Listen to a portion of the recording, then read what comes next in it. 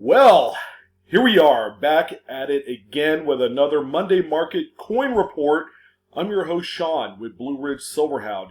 This week features, I would have to say, probably one of the biggest weeks in quite a while. Now, we're probably talking about 5+ years. I would say 2014, 15, as far as just the overall market, just really going nuts. And it's crazy. We're in the middle of the pandemic, so why are people spending so much money on coins? That's a great question. It might really have to do with what are these people doing in their downtime. And a lot of the seasoned collectors and deep pockets people are filling in set needs. They're completing some registry set coins that have been either lacking in their set, or maybe they have an example that's way too low of a grade to really push them up the ranks. So they're going on there, they're spending the money. Again, your big time hardcore coin collectors have a lot of money to use. But we have some pretty wicked stuff happening this week. Every single coin I'm going to talk about is from great collections. Okay, so I still have other videos to do with the Heritage Auctions CSNS wrap. You're going to see that here this week in pretty good, healthy numbers. But just to kind of give you a brief kind of rundown of what's happening, well, we have a Lincoln set, one of the most popular, very high mintage, that's sold for as much as a couple new cars. Yeah, you heard that right. In Washington quarters, I have 5 high-profile coins I'm going to talk about in this video. All are not silver. Yeah, you heard that right. Every single coin on the list, copper nickel clad, post-1964 coinage, all hitting the list in varying degrees. Pretty crazy. Among a few other things, we have a high mintage Roosevelt dime, over 119 million pieces produced, that's sold about $500 short of $10,000. Which coin is it? Stay tuned. But most importantly, we have a lot of folks that are struggling out there, and with everything going on, people losing their jobs, they're furloughed, you name it. There's a lot of people struggling. Me and my wife, we're helping people here in the community to get them back on their feet, whether it's buying them groceries, whatever. So what I'd like to do, okay, in the middle of this video, I'm going to be announcing a giveaway. It's going to be a cash and coin giveaway. If you're at all interested and you want the opportunity to make some pretty good difference maker type money, stay tuned. I'm going to do an announcement somewhere in this video. I really want to give back to the people that are struggling, or anyone that wants to participate is fine. I want to be able to put a smile back on your face, whoever you may be, by being able to offer a little something from me, from my heart. I've dealt with it. I got sick from this crappy virus. But there are a lot of people who are less fortunate, and I want to be able to pay it forward. Things that I've received and earned over the past 10 years. I worked really hard for you guys, and I made a few bucks, and I also saved a few bucks as well. I want to be able to give back, and I think right now is a great time to do it. So stay tuned, enjoy the show. It's going to be a lot of fun. You're going to be really surprised by how active the market was this week. So, as always, like the video, share it, and subscribe. Your support goes a long way, and I appreciate your guys' time. Enjoy. All right, let's go ahead and jump right in to the first coin. Call it an appetizer. All right, we got to start off with a little bit of buffalo wings and, some celery sticks and a little ranch sauce. So how about a 1992D Lincoln Memorial set that looks like it came straight out of change, and it's probably been in every single person's hands in the last 28 years. This thing has seen quite a bit of action in its lifetime. But this one is the highly coveted, very much searched for close AM variety. All right, you can see the A and M in America are almost touching. They're about touching, just a tip right there. And of course, it's got the modified FG initials. Okay, that are a lot different than a wide AM version of a 92D. So this one right here, sold for $900. The good news is, a coin of this grade, even though it's graded NGC Mint State 61 red brown, which, by the way, I just want to go out and say that that is a little bit overgraded. This is more along the line of an EU53, if that. $900. You can't ask for any more. Still worth a lot of money. Be sure you guys are looking for this coin. I know a lot of you are, and it's on the top of your list, but this one's still worth some pretty good money. All right, so the next one that we have here, surprise number 1 for the Monday Market Report, is a 1970 Lincoln Memorial set. It's a Philadelphia minted coin. There's no other really kind of like exciting kind of thing you could find on this coin other than finding a nice high-grade specimen. Here we go. This is a PCGS Mint State 67 Plus full red example. And this one, ladies and gentlemen, brought home $3,712.50. Just goes to showing that high-end, registry-worthy Lincoln cents still commanding a huge market presence, even today. All right, so beautiful coin. I'm going to reserve my right to say that, point out the little nicks and stuff. The coins will exhibit that. This is not a perfect grade coin at all. Of course, we know that's 70, but 67 plus is manageable for what I'm seeing here. All right, the next one we have here is a 1954D. This is a Denver minted wheat set, graded very generously at PCGS Mint State 67 plus red, even CAC certified. So I'm willing to bet this coin looks 100 times better in hand than it does the blown up images that you see here. In any event, this one sold for $1,406.25. Keep in mind, Denver and San Francisco minted early 50s Lincoln wheats have been getting hammered, okay? And that's simply a byproduct of just oversaturation in the marketplace for, even though they're registry type investor pieces, there's quite a few of them out there to meet the need. All right. However, the one thing that sets this one apart from the rest, it is also CAC certified. You rarely see that in most of the 1950s Lincoln wheats. All right, so that's worth mentioning. All right, same with this one. Okay, probably from the same collection. I'm not even sure, but it's a 1951S. These San Francisco and Denver minted wheats always a really nice quality about them compared to the Philadelphias, which suffer greatly because of just not great quality control.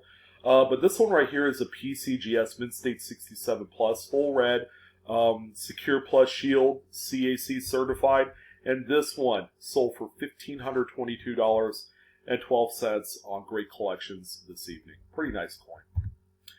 All right, so this is the beast of the East right here. Okay, more like the West because it is a San Francisco minted Lincoln Steel set. We all know the history behind why this 1 year, one shot coin exists. And it's because of that this is one of the most widely collected Lincoln wheats. I keep wanting to say memorials. It's almost like I'm anticipating it. But there's a reason why that this is one of the most widely collected coins, aside from the wow factor. Finding a Lincoln cent that is zinc-coated steel, is different. Okay, you just don't see them quite that often, and with good reason. It is a 1 year type.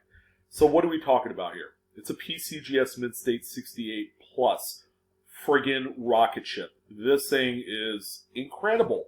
68 plus, whereas we've seen a number of 68s sell in the past for about $3,000 to $4,000. Here you go, another good old proverbial wrench in the fan. 68 plus CAC certified, so that it's double certified, double backed, Secure Plus Shield, sold for $23,625. Holy crap, that's a lot of money. All right, but it goes to show you the Lincoln 43 steels. Oh boy, they're just going to continue to elevate in popularity. So if you have these, keep them. All right. If you've got some really nice high-end examples, submit them to a grader. All right. So the next one that we have, this is probably the atypical of what you would, normally think of being like a high-end, really expensive coin. But guess what? This one's sold for more money than the 43S that you just saw before it. Okay, so we have a PCGS Mid-State 66 full red example. Now look at the date. It's a 25D. All right, these are extremely tough to find. Full red, number one. Number two, with a full strike. Usually these things are dog meat, and you can tell just on the obverse the date's a little bit weak. So that's to be expected, but this has a really nice strong reverse. Okay, so that's commendable. And yes, this is a typical full red example for the 1920s. The quality was just bad. It was straight up garbage, dumpster fire quality. But this one, hit all the marks through PCGS. Sold for $36,000, $562.50. $36,562.50. That's a lot of money. It's a real problem solver when you're able to sell a Lincoln cent for $36,000. So congratulations to the seller and to the seller. That's a lot of money. To the buyer, it's a nice investment quality piece. All right, so we got some nickels on tap here, starting with a 1985p. You got that right. What is a 1985p doing on the list? Well, aside from the kind of funky toning on the obverse and the reverse is actually not bad. You actually have yellows, golds, and pinks in there, so it's kind of a little bit more variety color-wise. It is a PCGS Mid-State 67 full stepper. Don't ask me what that thing is in front of Jefferson's eye. It's probably an occlusion. Maybe there was a little piece of paper shred on there while this thing was toning. Probably was pulled out of an album. Okay, these old Danskos and Whitman albums have little pieces of the cardboard that flake off when you put the coins in there. That might have been a piece, that little black thing there. But it's a really high-grade example of an otherwise tough date to find a strong strike. So this one sold for $2,556. Incredible. All right, so another nickel, and another, I would say, controversial one, because this is a beast. It's a 1960 Philadelphia PCGS Mid-State 66, and it says full steps, but why? The steps are kind of tough to gauge on this one. I do see a number of nicks at the bottom, okay, which usually kind of, it probably more hits on the sixth step on there. So I'm a little bit biased on this one, but again, I'm going to talk about it. This one sold for $5,062.50. It's a tough date. Don't get me wrong. It is a tough date, ladies and gentlemen, for a sharp, strong strike on both sides of the coin, the obverse and the reverse. All right, another tough one here, 1956. Okay, this one is a Denver minted coin, PCGS Mid-State 66 Plus with full steps. This one brought home $3,127.38. There's really not a whole hell of a lot else I could talk about this coin, because it is one of those marquee tough dates to find a sharp strike. All right, so it is what it is. This one sold for a decent fare.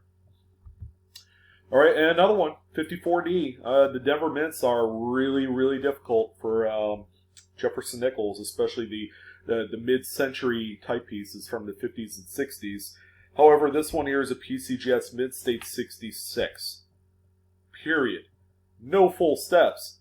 Yet it manages to hit the list. Now, take a look at the steps. Okay, it's not full steps. They got this one right. But what's it doing on the list? Well, at this point, it's just a numerical value that really drove the price of this coin. You can't really...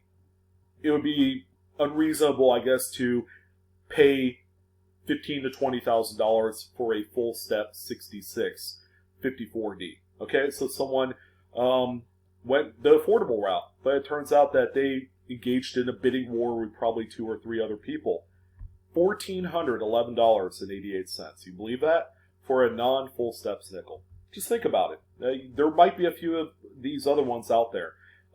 Just, check out those Denver minted mid-50s coins to see if you could find one that is, for the most part, nick-free and with luster. That could be a little bit of a tough challenge. Alright, so this one is simply incredible. One of my favorite dates because of a specific variety. So this is a 1945 Philadelphia. It's a manganese silver alloy coin, so it's a wartime silver piece. This one is an FS801. It's a double die reverse, okay? Pretty strong doubling on the last, 5 letters of Monticello. And then, of course, cents and 5 cents exhibits some pretty strong doubling on this coin. So this is an NGC Mint State 66 Plus with 5 full steps. It is unequivocally the single highest graded example between PCGS and NGC combined. Okay, so there's a lot of cachet here. So this one sold for $9,156.38. If you're able to cherry pick one of these, congratulations. That is a huge coin and a very popular variety to boot. Alright, so we got a 1943 Philadelphia variant of the silver alloy wartime nickel.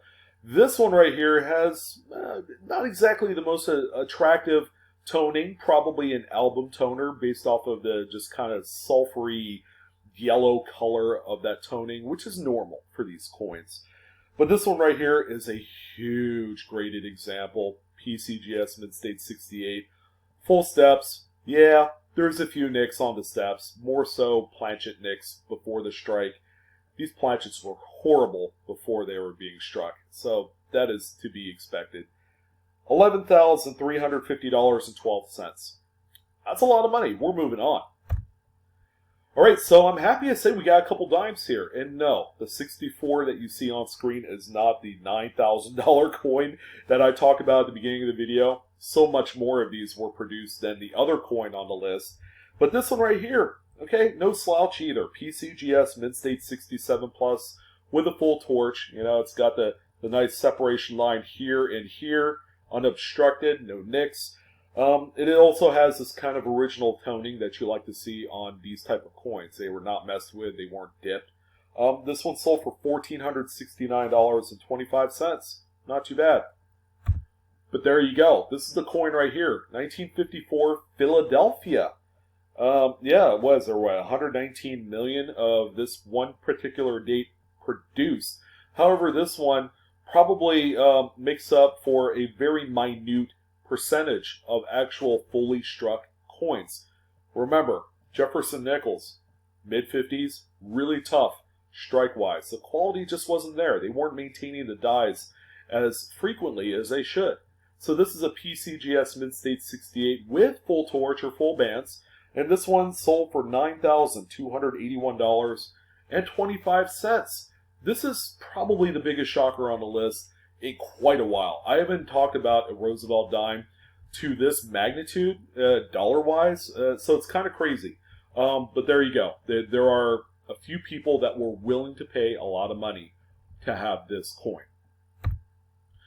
Alright, so we're going to talk about 5 really interesting Washington quarters. Again, they're all copper nickel clad, no proofs, they're all business strikes. So what's the deal? What do we got going on here? Well, we got a 1976 dual date, always a favorite. This is a Denver minted Bicentennial quarter with a little drummer boy action on the reverse. Take a look at the grade. It's huge. PCGS Mint State 68. This is not the silver type. It's not San Francisco, so I just wanted to reiterate that. Nor is it the FS101 double die obverse. I did a video on that earlier today. Hope you guys enjoyed it. This one sold for $4,893.75. So while we're looking at this coin, let me go ahead and take a moment to discuss the upcoming giveaway. Okay, so I'm planning a giveaway later on this week, probably in a few days, midweek, to kind of shake and break things up a little bit. I'll be giving away coins, and I will also be giving away cash. Okay, I have aligned myself with a company that I've worked with as a way of kind of making an extra money. And what I want to do is pay it forward. Okay, so we're going to do a little giveaway. Stay tuned sometime later on this week, probably either Tuesday or Wednesday, for a video announcing the giveaway. All right, and it's going to be a good one. I might even do a couple concurrent giveaways for the month of May to help out a little bit, because every little bit makes a difference. And then hopefully this will kind of spur the hobby and get people's minds off of what's really currently going on in the world today. And, it's good, constructive fun. So stay tuned for the upcoming giveaway. I'll give you guys a hint. The cash prize is 500 bones, courtesy of your boy Blue Ridge Silverhound. So it should be a lot of fun. Let's go ahead and continue on with the video with a 1971 Philadelphia Washington quarter, another Cladola here, copper nickel fashion. PCGS Mint State 67, not too bad. Sold for $2,306.25. Pretty interesting coin. Obviously a registry set coin. I haven't seen one of these sold in this particular grade in quite a while. So that's probably why it commanded the kind of money it did. The one thing that I will point out that I'm kind of a detractor on this coin is the few scratches in the hair area of Mr. Washington. Yeah, pretty crazy, unsettling type gradeflation issue right there. And same for this one. This is a 1970 Philadelphia Washington quarter, another clad. This one also grades as 67 through PCGS. This one sold for $1,468.75. 1970 has always been a pretty decent year for quality, so it's always been a much better quality coin than some of the other dates around it. All right, so we got 6090. Talk about quality. This is one of the best years and mints during this era of coins. And what we have here is a PCGS Mint State 68. It's a really high graded example. Okay, so, it's probably very much deserving of every aspect of that grade. But this one right here sold for $2,081.25. So if you guys have BU rolls of some of these dates, I know they're kind of few and far between, but over the years people have picked up BU rolls of these particular dates, not really knowing what to look for. Now, all of a sudden there's a resurgence in high quality specimens from the 60s and early 70s. Oh, and finally, we're going to wrap the quarters up with a 67. Okay, this probably looks better than the previous four, just in terms of its luster quality. But what we have here is a Mint State 67 example by PCGS. This one sold for $1,944.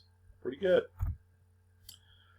All right, so I am a sucker for original toning, regardless of what it looks like. Okay, so this one right here, not only is it like original, kind of like storage toning or cabinet friction toning is what I like to call it.